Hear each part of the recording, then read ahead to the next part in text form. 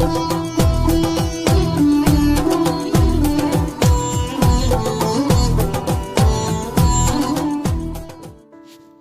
आचार्य रुद्रेश्वरन आप सभी को अभिवादन करता हूं।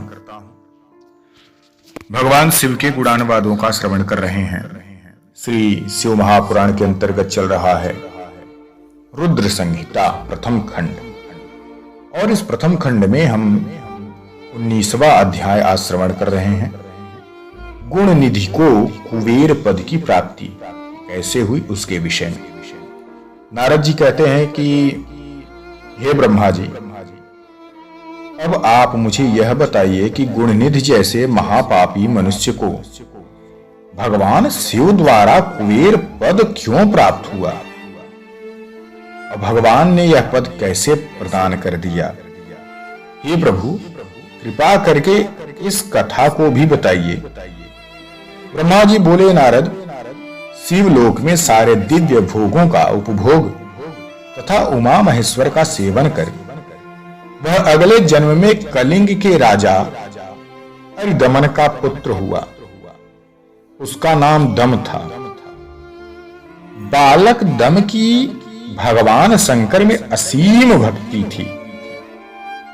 वह सदैव शिव जी की सेवा में लगा रहता था। वह अन्य बालकों के साथ मिलकर के शिव भजन किया करता था। युवा होने पर उसके पिता अरिदम की मृत्यु के पश्चात दम को राज सिंहासन पर बैठा दिया गया। राजा दम सब ओर शिव धर्म का प्रचार और प्रसार करने लगे। वे सभी शिवालयों में दान किया करते थे। उनकी शिवजी में अनन्य भक्ति थी।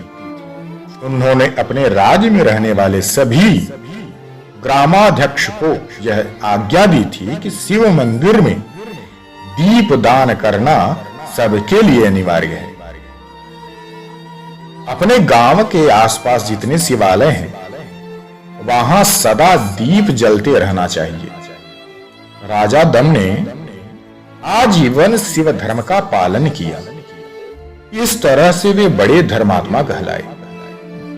उन्होंने शिवालय में बहुत से दीप जलवाए। इसके फल स्वरूप वे दीपों के प्रभा के आश्रय हो मृत्योपरांत अलकापुरी के स्वामी बने। ब्रह्मा जी बोले, हे नारद, भगवान शिव का पूजन व उपासना महान फल देने वाला है। दीक्षित के पुत्र गुणनिधि ने, जो पूर्ण अधर्मी था, भगवान शिव की कृपा पाकर के दिक्पाल का पद पा लिया। अब मैं तुम्हें उसकी भगवान शिव के साथ मित्रता के विषय में बता रहा हूं, ध्यान पूर्वक सुनो। नारद, बहुत पहले की बात है। मेरे मानस पुत्र पुलस्त्य से विषश्रवा का जन्म हुआ और विषश्रवा के पुत्र कुबेर हुए। उन्होंने पूर्व काल में बहुत कठोर तप किया। उन्होंने विश्वकर्मा द्वारा रचित अलकापुरी का उपभोग किया। मेघवाहन कल्प के आरंभ होने पर वे कुबेर के रूप में घोर तप करने लगे। वे भगवान शिव द्वारा प्रकाशित काशीपुरी में गए और अपने मन के रत्नमय दीपों से 11 रुद्रों को उद्बोधित करके वे तन्मयता से भगवान शंकर के ध्यान में मग्न होकर के निश्चल भाव से उनकी उपासना करने लगे। वहां उन्होंने शिवलिंग की प्रतिष्ठा की। उत्तम पुष्प द्वारा शिवलिंग का पूजन किया। कुबेर पूरे मन से तप में लगे थे। उनके पूरे शरीर में केवल हड्डियों का ढांचा और चमड़ी ही बची थी। इस प्रकार उन्होंने 10,000 वर्षों तक तप किया। तत्पश्चात भगवान शिव अपनी दिव्य शक्ति उमा के साथ भव्य रूप में कुबेर के पास उपस्थित हुए। अलकापति कुबेर मन को एकाग्र कर शिव लिंग के सामने तपस्या में लीन थे। अलकापति कुबेर मन को एकाग्र करके शिवलिंग के सामने तपस्या में लीन थे। भगवान शिव ने कहा, अलकापते, मैं तुम्हारी भक्ति और तपस्या से प्रसन्न हूं। तुम मुझसे अपनी इच्छा अनुसार वर मांग सकते हो। यह सुनकर के जैसे ही कुबेर ने आंखें खोली तो उन्होंने अपने सामने भगवान नीलकंठ को खड़े देखा। उनका तेज सूर्य के समान था।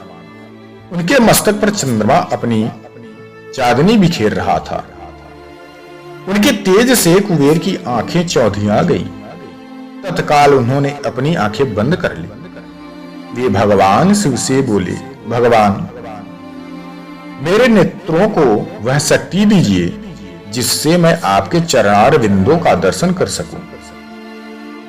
कुबेर की यह बात सुनकर के भगवान शिव ने अपनी हथेली से कुबेर को स्पर्श कर दिया और वह शक्ति प्रदान कर दी।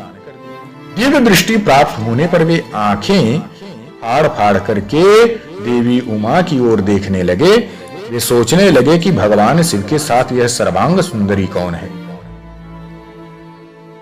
इसने ऐसा कौन सा तप किया है जो इसे भगवान शिव की कृपा और उनका सामीप्य प्राप्त हो गया है, रूप और सौभाग्य प्राप्त हुआ है। वे देवी उमा को निरंतर देखते रहे। देवी को घूरने के कारण उनकी बाईं आंख फूट गई। शिव जी ने उमा से कहा, उमे, यह तुम्हारा पुत्र है। यह तुम्हें क्रूर दृष्टि से नहीं देख रहा है। यह तुम्हारे तप बल को जानने की कोशिश कर रहा है। फिर भगवान शिव ने कुबेर से कहा, मैं तुम्हारी तपस्या से प्रसन्न हूं। मैं तुम्हें वर देता हूं कि तुम समस्त निधियों और गुह शक्तियों के स्वामी हो जाओगे। सुव्रतों, यक्षों और किन्नरों के अधिपति होकर के धन के दाता बनोगे। मेरी तुमसे सदा मित्रता रहेगी और मैं तुम्हारे पास सदा निवास करूंगा। अर्थात तुम्हारे स्थान अलकापुरी के पास ही मैं निवास करूंगा। कुबेर, अब तुम अपनी माता उमा के चरणों में प्रणाम करो। यही तुम्हारी माता है। ब्रह्मा जी कहते हैं कि नारद, इस प्रकार भगवान ने देवी से कहा, हे देवी, यह आपके पुत्र के समान है, इस पर अपनी कृपा करो। यह सुनकर के देवी उमा ने प्रेम से कहा, वत्स, तुम्हारी भगवान शिव में सदैव निर्मल भक्ति बनी रही। बाईं आंख फूट जाने पर तुम एक ही पिंगल नेत्र से युक्त रहो। महादेव जी ने जो वर तुम्हें प्रदान किया है वे सुलभ हैं। मेरे रूप से ईर्ष्या के कारण तुम कुबेर नाम से प्रसिद्ध हो जाओगे। कुबेर को वर दे करके भगवान शिव और उमा अपने धाम को चले गए। इस प्रकार भगवान शिव और कुबेर में मित्रता हो गई। वे अलकापुरी के निकट कैलाश पर्वत पर ही निवास करने लगे। नारद ने कहा कि ब्रह्मा जी, आप धन्य हैं। आपने मुझ पर कृपा करके मुझे इस अमृत कथा का पान कराया। निश्चय ही शिव भक्ति दुखों को दूर करके समस्त सुख प्रदान करने वाली है। आज के लिए इतना ही। आप सभी को प्रणाम। हर हर महादेव।